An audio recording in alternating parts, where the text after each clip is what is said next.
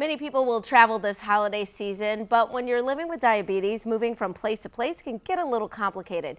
Dr. Hira Shakil is from GBMC, and she has some tips to make being on the go a little easier. Thank you for joining us. Thank you for having me here. So what are some of the travel suggestions that you have for people who have diabetes and they want to take these trips over the holidays? Yeah, so I think the first and foremost thing they should do is meet with their endocrinologist or their primary care physician, whoever is managing their diabetes, because they really need, first of all, a doctor's note that says what is the type of diabetes that they're having.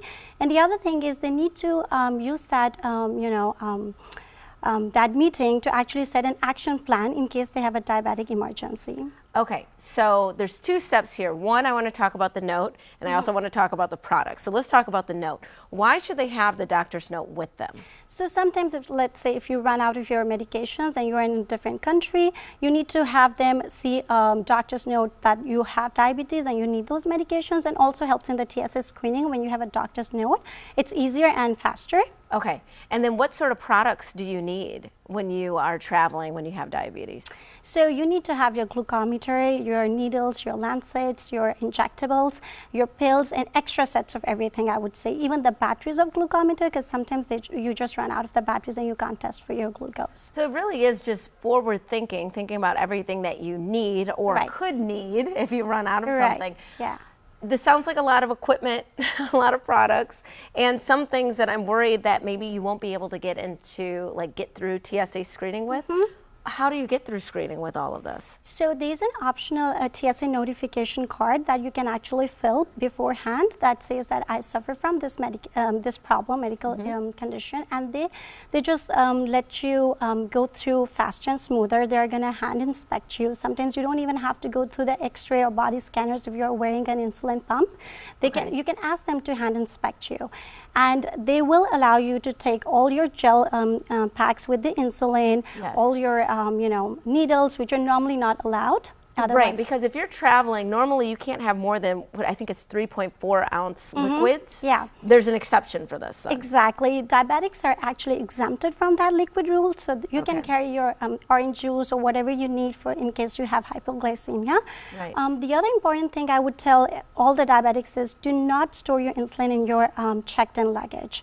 Have everything in your carry-on, because you don't know when is the emergency and when do you need that. So you need to have your glucose tablets, your glucagon, your insulins, your snacks like fruits, nuts, everything with you for immediate access. Right, because if it gets lost, you're in trouble. You need to have that handy.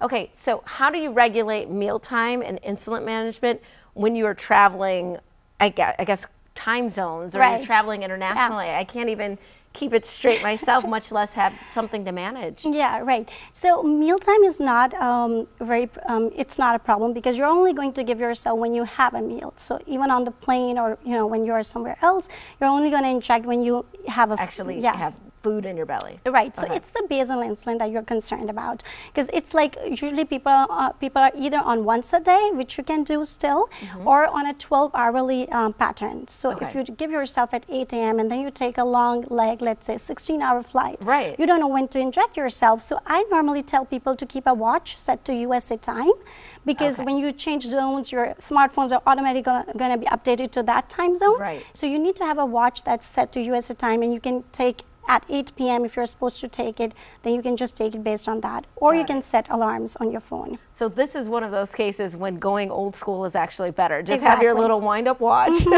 and have it handy, because then you don't have to think about it. True. This is a lot of great information, and I know that some of our viewers might watch and have more questions for you. They can always reach out to the number on the screen. They can call the number on the screen. Otherwise, go to gbmc.org and check out some of these tips that people have. Thank you so much for being here. Really appreciate it. And we'll be right back with more Midday Maryland right after this. Stay tuned.